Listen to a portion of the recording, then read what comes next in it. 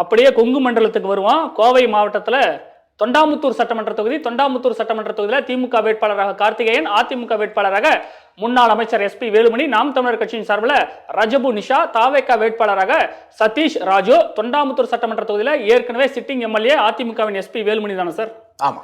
மறுபடியும் எஸ்பி வேலுமணிக்கு வெற்றி வாய்ப்பு எப்படி இருக்கு? தந்தி டிவியின் கருத்து கணிப்பு முடிவுகள் ஆம் என்கிறது. அதிமுக 39 முதல் 45% பேர் சொல்லியிருக்கிறாங்க ஆதரவா. திமுகவுக்கு ஆதரவா 32 முதல் 38% பேர் சொல்லியிருக்கிறாங்க. மாலை மலர் முடிவுகளின் படியும் அதிமுகவுக்கு 53.3%, திமுகவுக்கு 26%. சோ இவங்கெல்லாம் எஸ்பி வேலுமணி மிக வலிமையான வேட்பாளராக இருக்கக்கூடிய ஒரு தொகுதி. அப்ப மறுபடியுமே அதிமுக வசம் தான் செல்லுதா சார் தொண்டாமுத்தூர்? ஆமா, இவங்க பொறுத்த வரைக்கும் இன்னைக்கு கொங்கு மண்டலத்தினுடைய தலைமை தளபதியா இருக்கிற ஒரு எஸ்பி வேலுமணி அவர்கள் தான் அதிமுக சார்பா.